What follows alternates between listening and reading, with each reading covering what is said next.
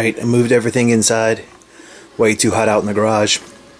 So I put the track on there, fit everything, and now I'm actually wiring the track. What I'm doing is actually hardwiring the track. That way it's now hardwired instead of me relying on the rails and these stupid pins to supply the power. This way now it'll be a steady voltage. So this is what it looks like. Let me get out of the daylight here. But there it is right there. I'm going to hardwire each section. What took some time was over here, because that's a 1 5/8, 1 3/4, and then a little itty bitty one is the 1 3/8, I think it is. So you only need to do where they connect. And actually, by doing this, you can use a very small transformer for a very large outlet. Like I said, because not outlet, but for a very large track. You know, now that it's set up, it's hardwired. This is supplying the power. So I'm going to do that all, but then, like right there, that's a break where it is. So that one, actually, I may wire into my terminal block, which is ironically right here. And then I just reminded myself, don't hardwire these. So what I ended up doing was just taking it all out. I'm just flipping it upside down. And then some of them I tried cutting, you know, fit in each piece. It's not that bad, but I may just cut one long strip for each section of area. So, you know, this is how I'm doing it. Again, I'm using this orange wiring just because I have a lot of it. I got it free at my work, and like I said, I have probably about 10 of these wires right here. Very premium wire too, that's why I'm using it. Can't really see it, but really good wiring. That's why I have it, because I have more of that than the orange.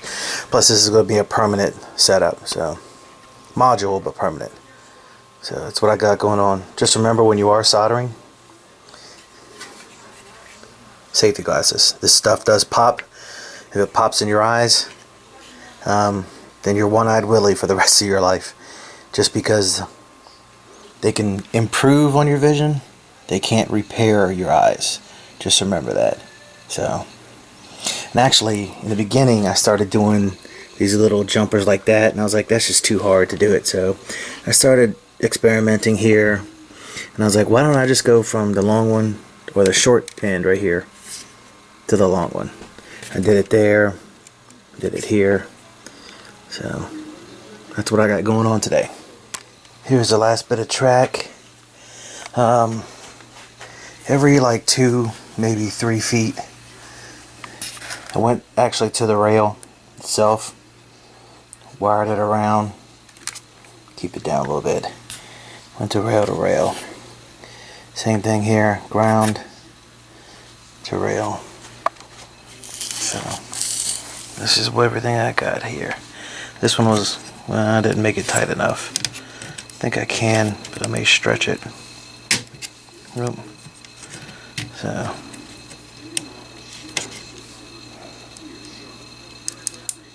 nope, it's fine. It'll get pushed down anyway. So we'll keep it like that. Then there's the first little ones. I stopped doing that, like I said, and went to that one. That style. So much easier. All the way around.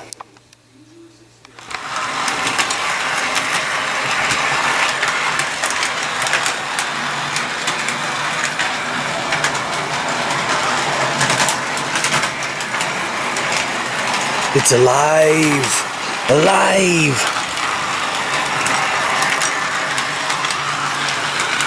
By doing that, I can run really low speeds with no voltage drops.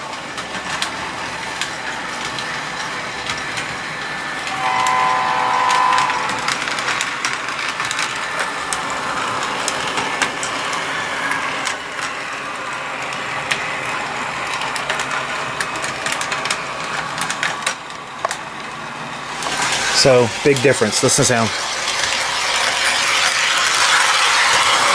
Big difference in sound. I didn't even screw this in either. So let's do it. Let's hear it again. Hear the difference.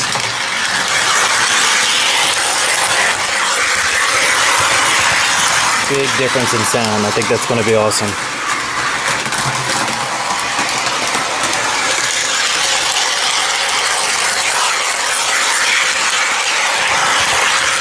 Get a little bit closer next time. It comes back around.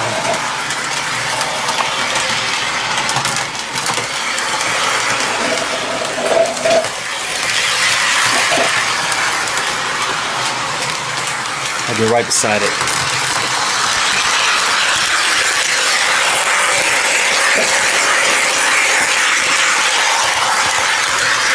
Big difference in sound, so I think it's going to sound a lot better. And by hardwiring every piece of track except where the crack is. So basically here, right there and there, only 4 pieces. I don't have to run it. Actually, I could probably run it a little bit slower too. Look at that. How slow that is.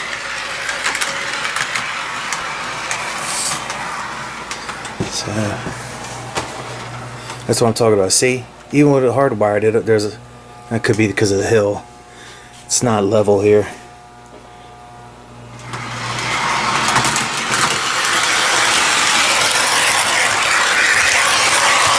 So we'll get this all the way back over there. We'll get it down to 1. Look how quiet that is.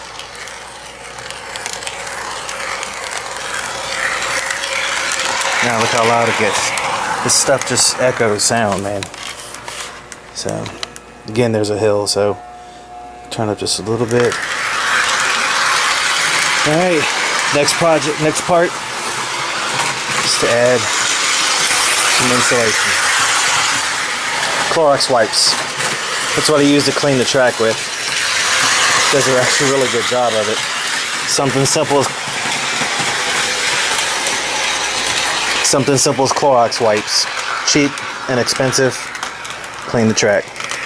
So let's see if I can find a good spot. The insulation was too big. I couldn't screw it down, so what I'm going to do is use a moving blanket. So there it is. There's the sound.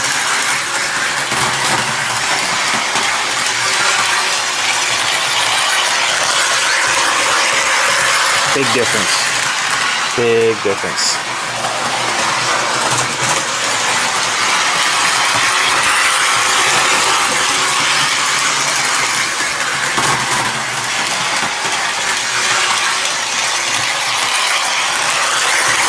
So, should get quieter once I screw it down. So now what I'm going to do is cut this to fit. So this is what I got going on. Only problem is it's going to take a little bit longer than I thought. As you can see, all those charging cords, not one of them fits my multi-cutting tool. There's no way of charging this thing, so I went online trying to figure out where I could buy it. Most places are sold out, but the only places that do have it, it costs just as much to replace it, or actually to buy a new one, than it does to actually replace the cord. So, would have been done a long time ago, but I had to do it old-fashioned. Old-fashioned with a box cutter. So.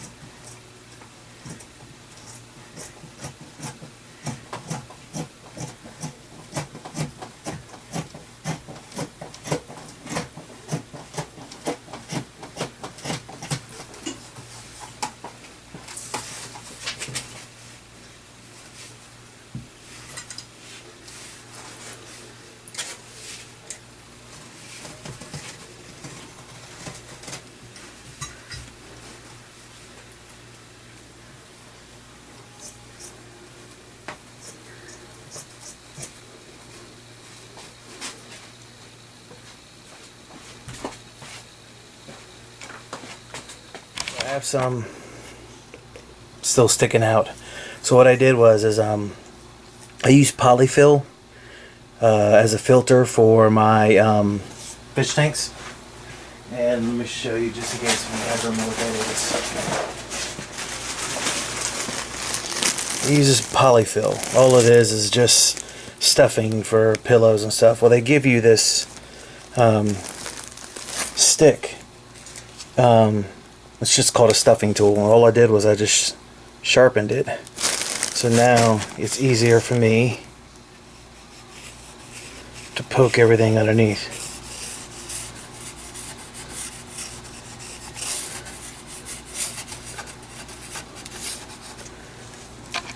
Quick tip.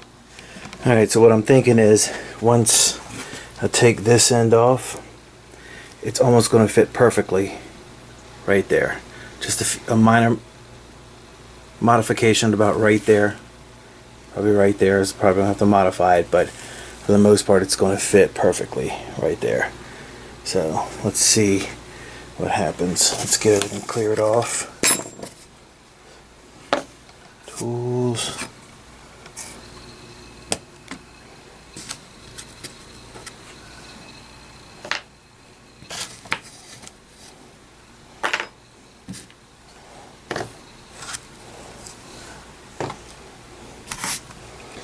So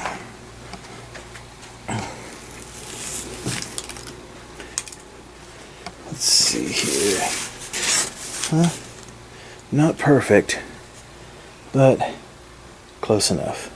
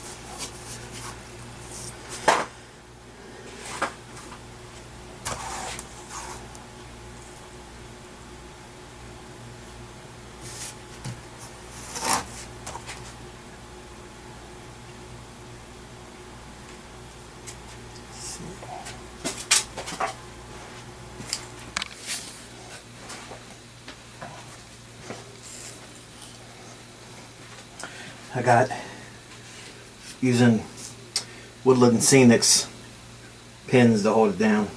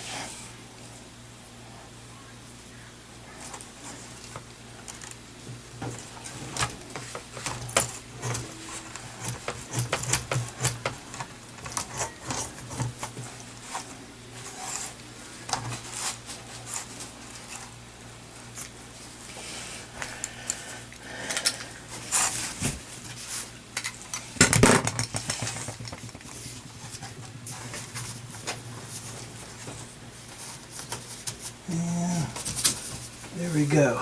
Voila. Just pick that fuzz apart. And there we go. Nice. Quiet. So you hold us down. Big difference. You know, this is I'm gonna hold it down so it's not as scientific, but hear that noise? Big difference. Big difference.